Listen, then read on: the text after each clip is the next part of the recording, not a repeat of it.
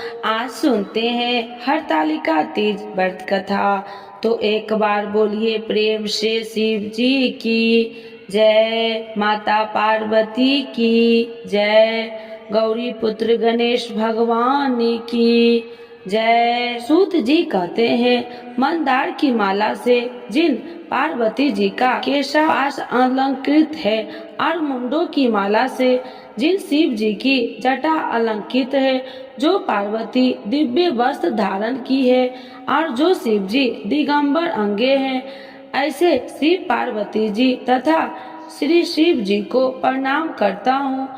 रणविक कैलाश पर्वत के शिखर पर बैठी हुई शिव पार्वती जी कहती है, हे महेश्वर, हमें कोई गुप्त व्रत या पूजन बताइए जो सब धर्मों से सरल हो, जिसमें परिश्रम भी कम पड़ना पड़े लेकिन फल अधिक मिले। हे नाथ, यदि आप मुझ पर प्रसन्न हैं तो यह विधान बतलाइए।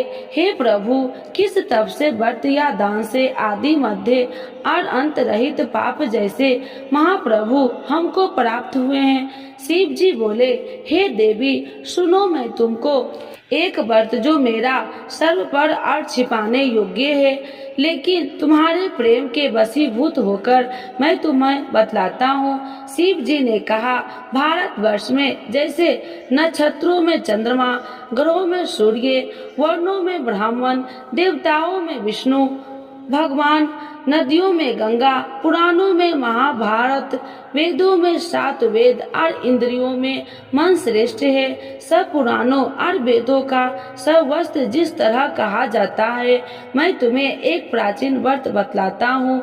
एक रात मन से सुनो। जिस व्रत के प्रभाव से तुमने मेरा आधा आसन प्राप्त किया है वह मैं तुमको बतलाऊंगा, क्योंकि तुम मेरी प्रेयसी हो। भाद्रपद मास के हस्त नक्षत्र से युक्त शुक्ल पक्ष की तृतीया तिथि को उसका अनुष्ठान मात्र करने से स्त्रियां सब पापों से मुक्त हो जाती है। हे देवी, तुमने आज से बहुत दिन पहले हिमालय पर्वत पर इस व्रत को किया था, वह वृत्तांत मैं तुमसे कहूँगा।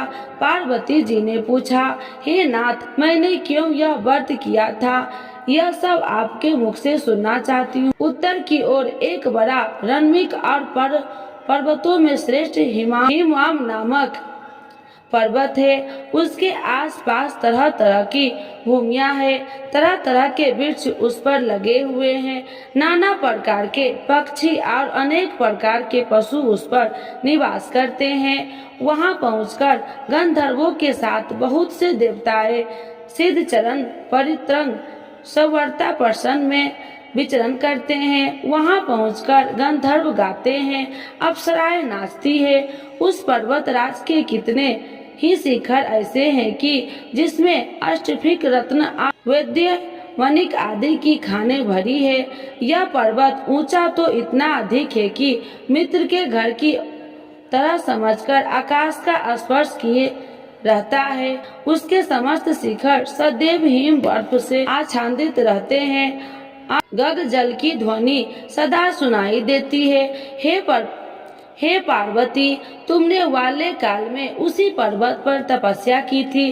12 वर्षों तक तुम उल्टी टांग कर केवल धुआं पीकर रही। 64 वर्षों तक सूखे पत्थर खाकर रही। माघ मास में जल में बैठी रहती है और वैशाख दोपहरिया में 5 गिन तापती है। श्रावण महीने में जल बरसात तो तुम भूखी प्यासी रहकर मैदान में बैठी रहती है। तुम्हारे पिता इस तरह के कष्ट सहन को देखकर बड़ी दुखी हुए। वे चिंता में पड़ गए कि मैं अपनी कन्या किसको दूं। उसी समय नारद जी वहां आ पहुँचे। मुनि श्रेष्ठ नारद जी उस समय तुम्हें देखने गए थे। नारद जी को देखकर गिरी के अंधे पाद आसन आदि देखकर उनकी पूजा की और कहा, हे स्वामी, आप किस लिए आए? मेरा अहो भाग्य है, आपका आगमन मेरे लिए अच्छा है। नारद जी ने कहा, हे पर्वतराज, सुनो, मैं भगवान विष्णु का भेजा हुआ आपके पास आया हूँ। आपको चाहिए कि यह योग्य कन्या रतन किसी योग्य वर को दे। भगवान विष्णु के समान योग्य वर ब्रह्मा, इंद्र और शिव इनमें से कोई नहीं है, इसीलिए मैं यही कहूँगा कि आप अपनी कन्या भगवान विष्णु को ही दे दें। हिमवान ने कहा, भगवान विष्णु से मेरी कन्या ले रहे हैं और आप यह संदेश लेकर आए हैं, मैं तो उन्हें अपनी कन्या दूंगा। हिमवान की इतनी बात सुनकर मुनिराज नारद आकाश में विलीन हो गए। वे पीताम्बर, शंख चक्र और गदाधारी भगवान विष्णु के पास पहुँचे। वहाँ हाथ जोड़कर नारद जी ने भगवान विष्णु से कहा, हे देव सुनिए, मैं आपका विवाह पक्का करा दिया है। उधर हिमवान ने पार्वती के पास जाकर कहा कि हे पुत्री, मैंने तुम्हें भगवान विष्णु को दे डाली। तब पिता की बात सुनकर तुम बिना उत्तर दिए ही अपनी सखी के घर चली गई। वहीं जमीन पर पड़कर तुम बड़ी दुखी होती हुई विलाप करने लगी। तुमको प्रकार विलाप करती हुई देखकर सखी बोली, तुम क्यों इतनी दुखी हो? इसका कारण बताओ। तुम्हारी जो कुछ इच्छा हो मैं यथाशक्ति उसको पूरा करने की चेष्टा करूंगी, इसमें कोई संशय नहीं है।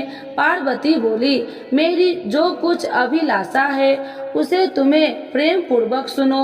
मैं एकमात्र शिव जी को अपना पति बनाना चाहती हूँ, जिसमें कुछ भी संशय नहीं है। मेरे इस विचार को पिताजी ने ठुकरा दिया, इसमें मैं अपने शरीर को त्याग दूंगी। पार्वती की इस बात को सुनकर सखियों ने कहा कि शरीर का त्याग न करो, चलो किसी ऐसे वन में चले जहाँ पिता को पता न लगे। ऐसी सलाह कर तुम वैसे वन में जा पहुँची। उधर तुम्हारे पिता घर घर तुम्हें खोजने लगे। दूतों द्वारा भी खबर लेने लगे कि कौन देवता या किन्नर मेरी पुत्री को हर ले गया है। उन्होंने मन ही मन कहा, मैं नारद जी के आगे प्रतिज्ञा कर चुका हूँ कि अपनी पुत्री भगवान विष्णु को दूंगा। ऐसे सोचते सोचते हिमवान मूर्छित हो गए।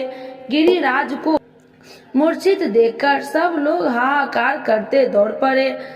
जब होश हुआ तो सब पूछने लगे कि गिरिराज, आप अपनी मूर्छा का कारण बताइए। हिमवान ने कहा, आप लोग मेरे दुख का कारण सुने। न मालूम कौन मेरी कन्या को हर ले गया है। ऐसा नहीं हुआ तो उसी काले सांप से काट लिया या सिर खा गए होंगे। हाय हाय, मेरी बेटी कहाँ गई? किसी दुष्ट ने मेरी पुत्री को मार डाला। ऐसा कह वे वायु के झोंके से कांपते हुए वृक्ष के समान कांपने लगे। इसके बाद हिमवान तुम्हें वन वन खोजने लगे। वह वन भी शिव, भालू, हिंसक जंतुओं से भरा भयानक हो रहा था। तुम भी अपनी सखियों के साथ उस भयानक वन में चलती चलती एक ऐसी जगह पर जा पहुंची जहां एक नदी बह रही थी। उसके रमणीय तट पर एक बड़ी सी कंधार था। तुमने उसी कंधार में आश्रय बना लिया और मेरी एक बालू कामी प्रतिज्ञा बनाकर अपनी सखियों के साथ निहार कर रहकर मेरी आराधना करने लगी। जब भाद्रपद शुक्ल पक्ष की हस्त नक्षत्र युक्त तृतीया तिथि प्राप्त हुई, तब तुमने मेरी विधिवत पूजन किया और रात भर जाकर गीत विद्यार्थी से मुझे प्रसन्न करने आया। उस व्रत राज के प्रभाव से मेरा आसन डगमगा उठा, जिसमें मैं तत्काल उस स्थल पर जा पहुंचा जहां पर तुम मेरी सखियों के साथ रहती थी। वहां पहुंचकर मैंने तुमसे कहा कि मैं तुम पर प्रसन्न हूँ, बोलो क्या चाहती हो? तुमने कहा, मेरा देवता, यदि आप मेरे ऊपर प्रसन्न है तो मेरे पति बने। मेरे तथा अस्तु कहकर कैलाश पर्वत पर वापस आने पर तुमने वह प्रतिज्ञा नदी के प्रवाहित कर दी और सखियों के साथ उस महाव्रत का पालन किया। हिमवान भी तब तक उस वन में तुम्हें खोजते हुए आ पहुँचे। चारों दिशाओं में तुम्हारी खोज करते करते वे व्याकुल हो चुके थे, इसीलिए तुम्हारे आश्रम के समीप पहुंचकर ही थोड़ी देर बाद उन्होंने नदी के तट पर दो कन्याओं को सोते हुए देखा। देखते ही उन्होंने तुम्हें छाती से लगा लिया, बिलख कर रोने लगे। फिर, हे पुत्री, तुम शिव, व्याघ्र आदि जंतुओं से भरे इस वन में क्यों आ पहुंची? पार्वती जी ने उत्तर दिया, हे पिताजी, मैंने पहले ही अपने आप को शिव जी के हाथों सौंप दिया था। आपने मेरी बात टाल दी, इसमें मैं यहाँ चली आई। हिमवान ने सांत्वना दी कि हे पुत्री, मैं तुम्हारी इच्छा के विरुद्ध कुछ न करूँगा। वे तुम्हें अपने साथ ले घर आए और मेरे साथ तुम्हारा विवाह कर दिए, इसीलिए तुमने मेरा अद्र आसन पाया है। तुमसे आज तक किसी के सामने मुझे यह व्रत प्रकट करने का अवसर नहीं प्राप्त हुआ। हे देवी, मैं यह बताता हूँ कि इस व्रत का हरतालिका नाम क्यों पड़ा। तुमको सखियों हर ले गई थी, इसीलिए हरतालिका नाम पड़ा। पार्वती जी ने कहा, हे प्रभु, आपने नाम तो बताया, तब इसकी विधि भी बताइए। इसका क्या पुण्य है, क्या फल है, यह व्रत कौन करे। शिव जी पार्वती जी से कहते हैं कि हे देवी, मैंने समस्त स्त्री जाति की भलाई के लिए यह उत्तम व्रत बतलाया है। जो स्त्री अपने सौभाग्य की रक्षा करना चाहती हो, वह यत्न पूर्वक इस व्रत को करे। केले के खम्भे आदि में सुशोभित एक सुंदर मंडप बनाए, उसमें रंग बिरंगे के रेशमी कपड़ों से चंदुआ लगाकर चंदन आदि सुगंधित द्रव्य से वह मंडप लिपवाए। फिर शंख भरी मिंदक आदि बाजे बजाते हुए बहुत से लोगों एकत्रित होकर तरह तरह मंगलाचरण करते हुए उस मंडप में पार्वती जी तथा शिव जी की प्रतिमा स्थापित करे। उस रोज दिन भर उपवास कर बहुत से सुगंधित फूल, सुगंधित और मनोहर धूप, नाना प्रकार के नैवेद्य आदि एक कट मेरी पूजा करे और रात भर जागरण करे। ऊपर जो जो वस्तु गिनाई गई है उनमें अतिरिक्त नारियल, सुपारी, जगबीरा, नींबू, लौंग, अनार, नारंगी आदि जो जो फल प्राप्त हो सके उन्हें इकट्ठा कर ले।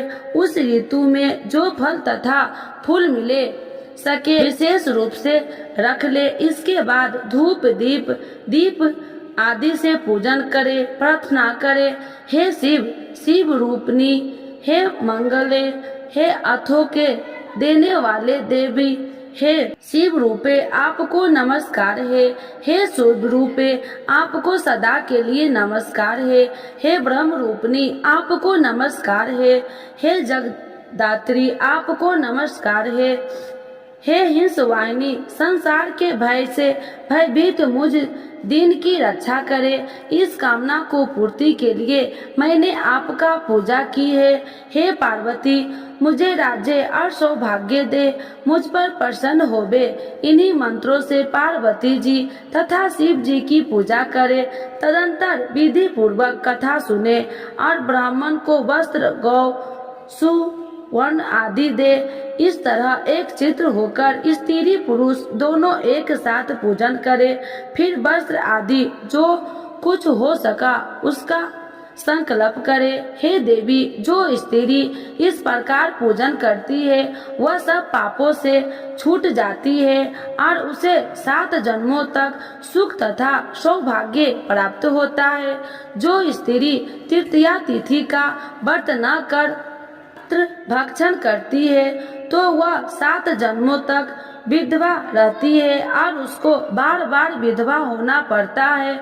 वह सदा दरिद्र पुत्र शोक से शोकाकुल स्वभाव की, झगड़ालू, सदा दुख भोगने वाली होती है और उपवास न करने वाली स्त्री अंत में घोर नरक में जाती है। मांसाहार करने से वादित, दही खाने से बिल्ली, मिठाई खाने से चींटी और कुछ खाने से मक्खी होती है।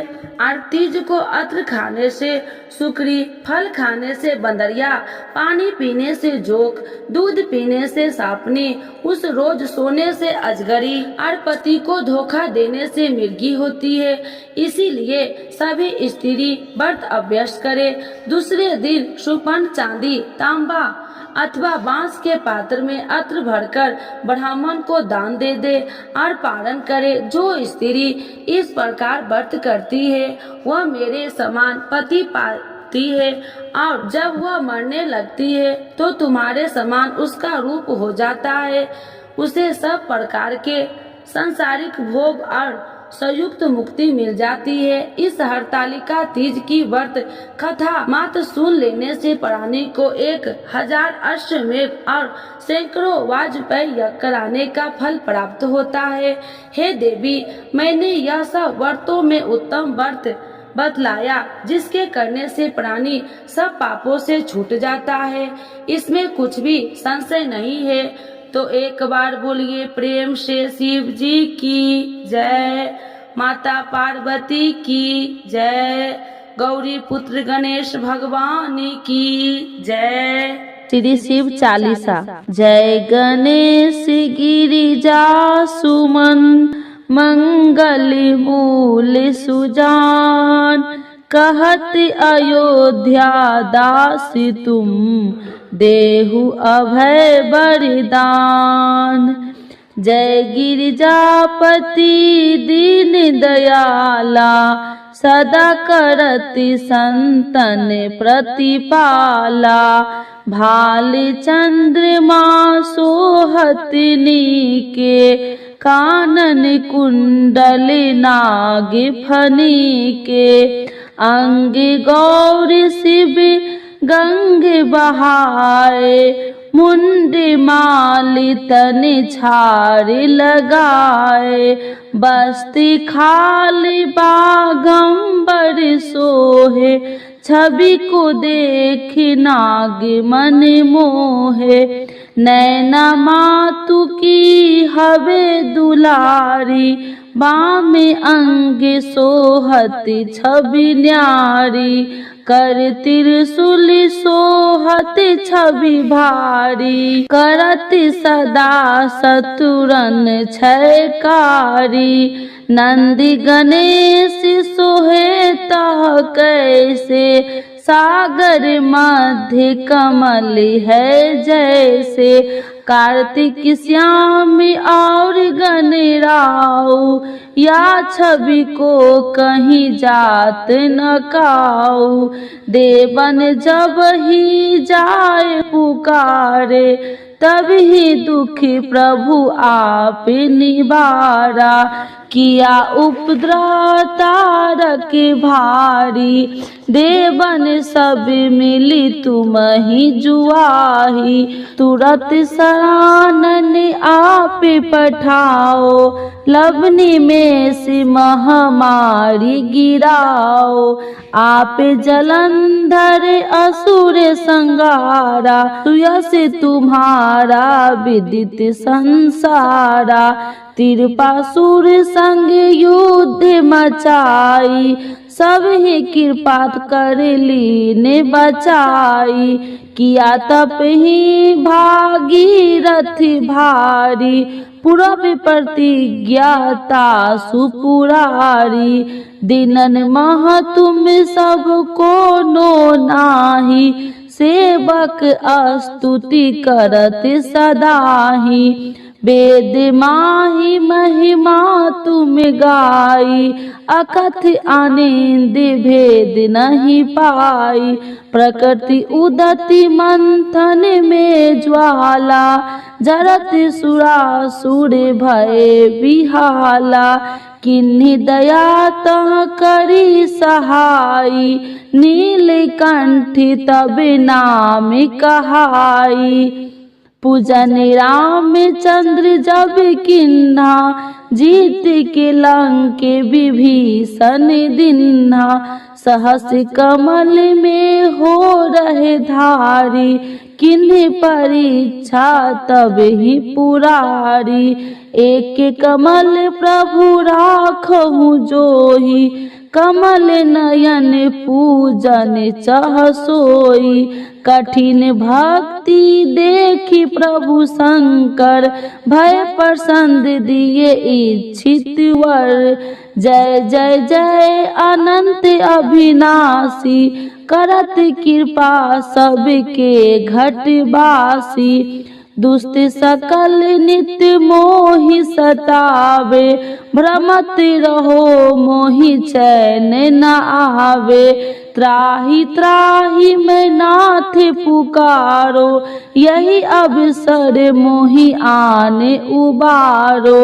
ले त्रिशूल शत्रु को मारो, संकट ते मोहि आने उबारो।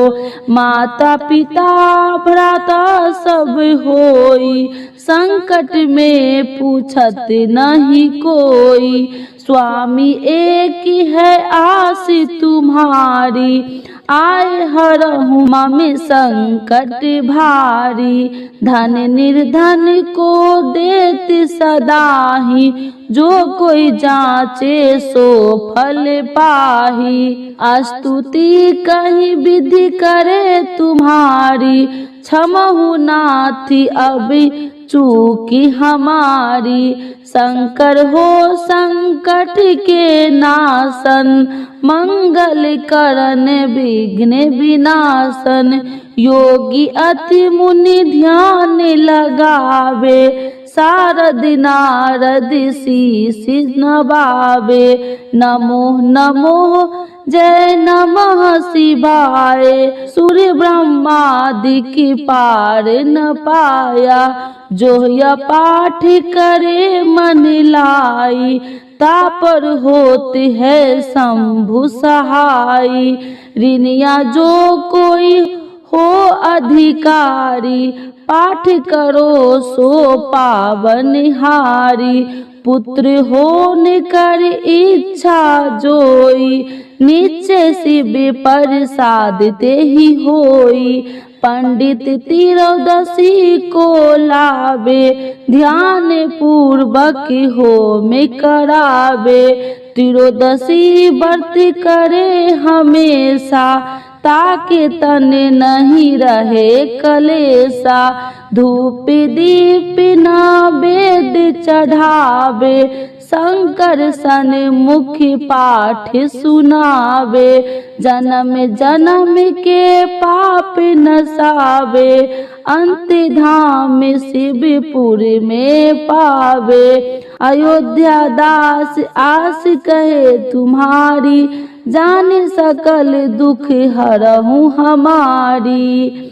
नित्य नेम उठहि प्रातः पाठ करो चालीसा, तुम मेरी मनोकामना पूर्ण करो जगदीशा। मगशिर छवि हेमंत ऋतु, सावन 64 जान। स्तुति चालीसा शिव ही, पूर्ण किन कल्याण। शिव जी की जय, भोला बाबा की जय। शिव जी की आरती। भगवान शिव जिन्हें शंकर भोलेनाथ महादेव के संबोधन से भी पुकारा जाता है, इनकी स्तुति मुख्यतः साप्ताहिक दिन, सोमवार, मासिक त्रयोदशी तथा प्रमुख 2 शिवरात्रियों को की जाती है। शिव जी की आरती इन्हीं दिन और पर्व को विशेष रूप में की जाती है। शिव जी की आरती के बिना उनका कोई भी व्रत अधूरा माना जाता है, इसीलिए आप लोग यह आरती जरूर सुने। ओम जय शिव ओमकारा, स्वामी जय शिव ओमकारा। ब्रह्मा विष्णु सदा शिव, अर्धांगी धारा। ओम जय शिव ओमकारा, एकानन चतुरानन पंचानन राजे। स्वामी पंचानन राजे, हंसासन गरुड़ासन विश्वाहन साजे। ओम जय शिव ओमकारा, 2 भुज 4 चतुर्भुज, 10 भुज अति सोहे। स्वामी 10 भुज अति सोहे, त्रिगुण रूपिणी रखिते, तिरुबन जन मोहे। ओम जय शिव ओमकारा, अच्छी माला बन माला, मुंडी माला धारी, स्वामी मुंडी माला धारी, त्रिपुरारी कंसारी, करी माला धारी। ओम जय शिव ओमकारा, श्वेतांबर पीतांबर बाघांबर अंगे, स्वामी बाघांबर अंगे, सनिकादिकी गरुणादिकी भूतादिकी संगे। ओम जय शिव ओमकारा, करके मध्य कमंडल चक्र त्रिशूलधारी, स्वामी चक्र त्रिशूलधारी, सुखकारी दुखिहारी, जगे पालनकारी। ओम जय शिव ओमकारा, ब्रह्मा विष्णु सदा शिवी जानति अविवेका, स्वामी जानति अविवेका, मधु कैटभि दो मारे, सुर भयहीन करे। ओम जय शिव ओमकारा, लक्ष्मी व सावित्री पार्वती संगा, स्वामी पार्वती संगा, पार्वती अर्धंगी, शिव लहरी गंगा। ओम जय शिव ओमकारा, पार्वती सोहे पार्वती शंकर कैलासा, स्वामी शंकर कैलासा, भांगे धतूर का भोजन भस्मी में बसा। ओम जय शिव ओमकारा, जटा में गंगा बहती है, गले मुंडन माला, स्वामी गले मुंडन माला, शेष नाग लिपटावती, ओढ़त मृग छाला।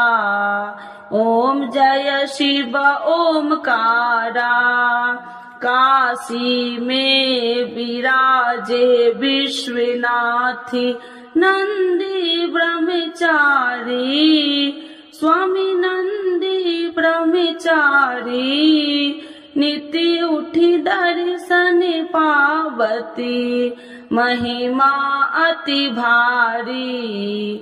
ओम जय शिव ओमकारा, त्रिगुण स्वामी जी की आरती जो कोई नर गावे, स्वामी जो कोई नर गावे, कहत शिवानंद स्वामी, मन वांछित फल पावे। ओम जय शिव ओमकारा, प्रभु हर शिव ओमकारा। शिव जी की जय, माता पार्वती की जय।